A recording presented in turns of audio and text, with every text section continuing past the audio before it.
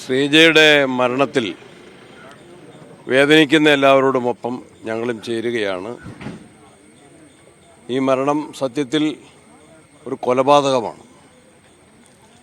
നവീൻ ബാബുവിൻ്റെ ദാരുണമായ മരണത്തിന് ശേഷം കേരളത്തിലെ CPM നേതാക്കന്മാർ കുറേയെങ്കിലും പാഠം പഠിക്കും, മനുഷ്യജീവന് വില കൽപ്പിക്കും, വാക്കുകൾ കൊണ്ട് ആരെയും കൊലപ്പെടുത്തുകയില്ല എന്നാണ് നമ്മൾ ധരിച്ചതെങ്കിൽ അവരുടെ ആ പതിവ് ശൈലി അവർ തിരുത്തിയിട്ടില്ല. ശ്രീജ വൻപിച്ച ഭൂരിപക്ഷത്തിൽ ജയിച്ച നല്ല ഒരു പഞ്ചായത്ത് അംഗവും പൊതുപ്രവർത്തകയുമാണ്. അവർക്ക് എന്തെങ്കിലും കടബാധ്യതകളുണ്ടെങ്കിൽ അത് പിരിച്ചു കൊടുക്കേണ്ട ഉത്തരവാദിത്വം ഇവിടുത്തെ പഞ്ചായത്ത് പ്രസിഡന്റിനുണ്ടോ?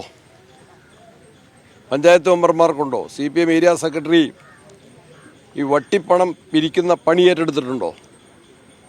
ഗോവിന്ദ മാഷ് മുഖ്യമന്ത്രി മറുപടി പറയണം.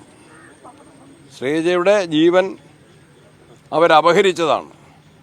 ഒരു ഗ്രാമപഞ്ചായത്ത് അംഗത്തെ അവഹേളിക്കാൻ ഈ ടൗണിൽ, ആര്യ ടൗണിൽ പോസ്റ്റർ പതിപ്പിക്കുകയും അവരെ ആക്ഷേപിക്കുന്നതിനായിട്ട് മാത്രം ഒരു പൊതുയോഗം ചേരുകയും അതിൽ ഏരിയ സെക്രട്ടറിയും പഞ്ചായത്ത് പ്രസിഡന്റും ഉൾപ്പെടെ ഒരു വനിതാ ജനപ്രതിനിധിയെ അങ്ങേയറ്റം ആക്ഷേപിച്ച് പ്രസംഗിക്കുകയും അവരെ കാണാനില്ല എന്ന് പറഞ്ഞ് പോസ്റ്റർ ഒട്ടിക്കുകയും ചെയ്തു. കടബാധ്യതകൾ സ്വാഭാവികമാണ്. സാമ്പത്തിക രംഗത്ത് ജനങ്ങൾക്കെല്ലാമുള്ള പ്രയാസങ്ങൾ ആർക്കാണ് അറിയാത്തത്? CPM നേതാക്കന്മാർക്ക് ഒരുപക്ഷെ ബാധ്യതകളുണ്ടാവില്ല. അവർക്ക് സമ്പാദ്യമായിരിക്കും ഉണ്ടാവുക.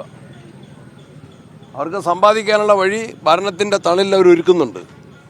പക്ഷേ ഒരു പൊതുപ്രവർത്തകന് ചിലപ്പോൾ കടബാധ്യതകളുണ്ടാകും. അതുപോലും തീർക്കാൻ വേണ്ടി സ്വന്തം വീട് വിൽക്കാനാണ് അവർ ആലോചിച്ചുകൊണ്ടിരുന്നത്. അവിടെയാണ് ഈ മാനഹാനി ഉണ്ടായത്, ഈ അവഹേളനം ഉണ്ടായത്. ഇത്തരത്തിലുള്ള തെറ്റായ പ്രവണതയ്ക്കെതിരെ പോലീസ് കേസെടുക്കണം.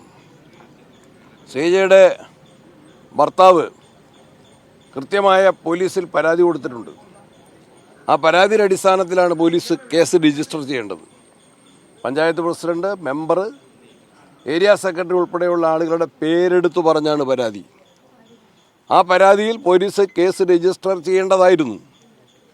അങ്ങനെ ചെയ്യാതെ പ്രതികളെ രക്ഷിക്കുന്ന പോലീസിൻ്റെ PP ദിവ്യയെ എങ്ങനെ രക്ഷിക്കാൻ പിണറായി സർക്കാർ പരിശ്രമിച്ചോ ആ മോഡലിൽ തന്നെയാണ് ആര്യനാട് സംഭവിച്ചത്. അത് അനുവദിക്കില്ല. കേരളത്തിലെ ജനങ്ങൾ അനുവദിക്കില്ല, കോൺഗ്രസ് പാർട്ടി അനുവദിക്കില്ല, പ്രതിപക്ഷം അനുവദിക്കില്ല. ശ്രീജയുടെ മരണത്തിന് ഉത്തരവാദികളായവരെ നിയമത്തിന് മുമ്പിൽ കൊണ്ടുവരണം. അവരെ കൽത്തുറങ്കിൽ അടയ്ക്കണം. ശ്രീജയുടെ കുടുംബത്തെ സഹായിക്കാനും സംരക്ഷിക്കാനും സർക്കാർ മുൻകൈയെടുക്കണം. സർക്കാരിന് കൂടി ഈ പഞ്ചായത്ത് പ്രസിഡന്റിൻ്റെ ഈ ചെയ്തിയിൽ സർക്കാരിന് കൂടി ഉത്തരവാദിത്വമുണ്ട്. ആ കുടുംബത്തോടൊപ്പം കോൺഗ്രസ് പാർട്ടി ഉണ്ടാകും. വേദനയിൽ ഞങ്ങളും പങ്കുചേരുകയാണ്.